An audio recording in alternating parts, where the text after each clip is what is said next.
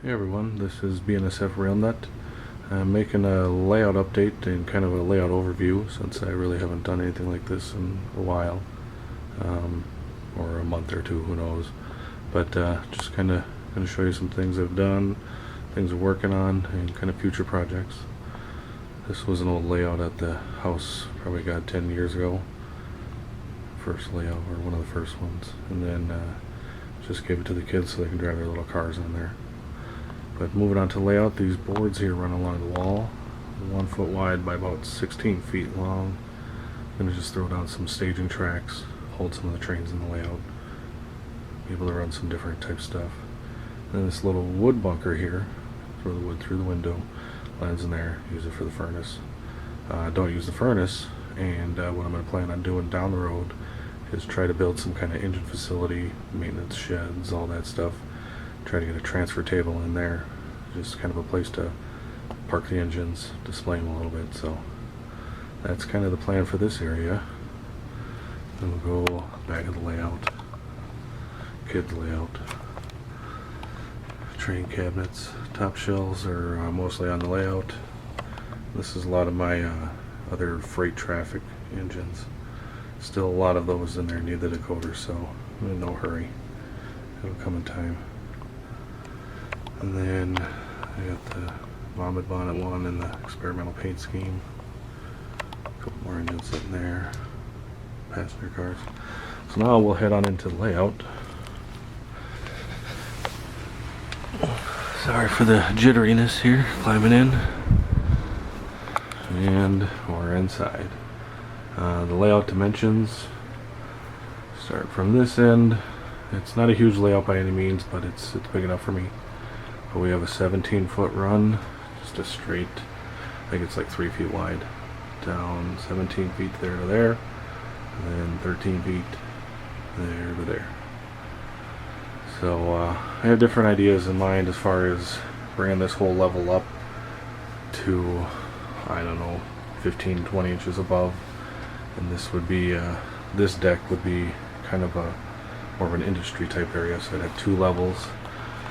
Up by the chimney you saw out there, I would actually try to integrate a helix around it to bring it up to 2 levels. And it's this isn't going to happen anytime soon, but it's in the back of the brain.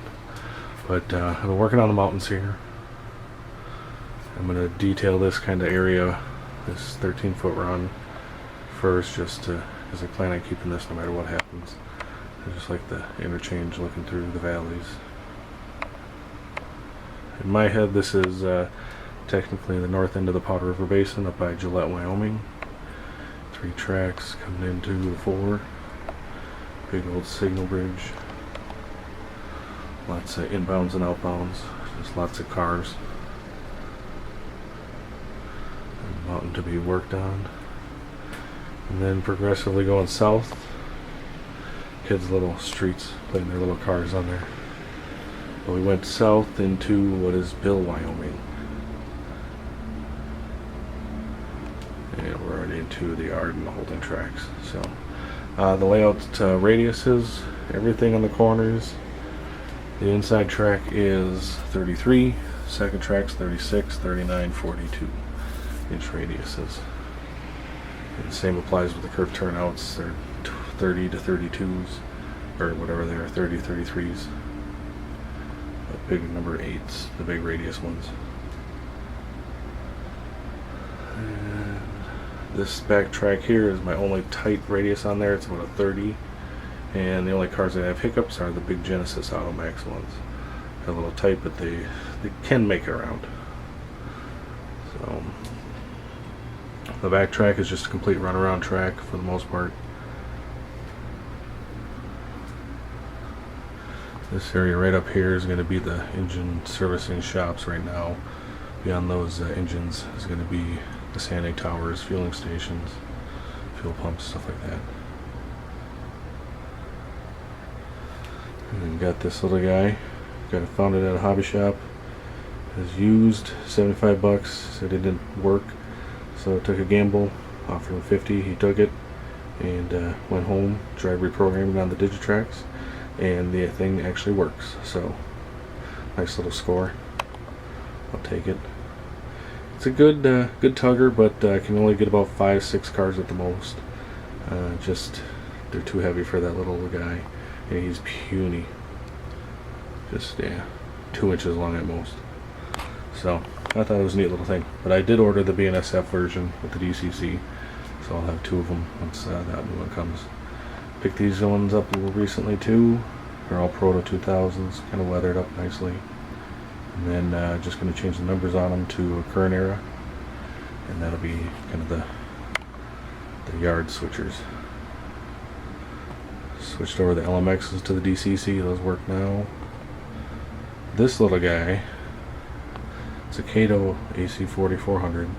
I don't know if it's something with the chip CV values, but you just turn it on to power 1 out of the speed steps and it just takes off like a rocket. So you turn it on, it's on. So I don't know if I gotta just play with that one with the CV values. Don't want to dive into that yet, but I'm sure someday I will if I want it to run. So this one's in the process of being painted, renumbered. This car was yeah, enough said. So into the I think, what is it, the south end of Bill. Getting my directions on here. These are pretty much just the staging tracks for now. Another ready track down here to MTH. Kato with sound. So that is the Bill yard. And then we go theoretically in a kind of a neat oval through the wormhole. We'll do the wormhole effect. So we'll go through there and we're back at the north end of the Powder River Basin. So back where we started. So that was the tour of the layout. This, where the foam roadbed thing is going to be that switch to start the tracks back there for the staging yards. Just got to cut the hole through the masonite. Someday finish that one if I ever get to it. And so that would be at least a way to get the trains in and out, switch them up. And then, like I said, that outer track is just pretty much has access to everything else right there. And then back in here. Right about there. Sorry. So that's the only one of those tracks can get to the other 3 tracks. Everything else is fairly quickly interchangeable on the inside. So as far as the rest of the layout underneath, this little cabinet was out in the garage doing nothing other than taking up space. So I figured, what the heck, put some cars in this. Then I put a piece of foam just to divide the cars so I can get another layer in there. Keeps them off the layout. And then below the engines is a layer of cars, but the engine's sitting on top of them. Not going to put anything on top of those. And that one doesn't have the second layer yet, but some more stuff. Well, continuing underneath is boxes. In these 2 big ones here, there's actually 2 grain trains which I will try to get out and run. They'll at least be coming out fairly soon once we get into the new model railroad space, which is that NMMRC club. So I'm going to try to make videos on those as well.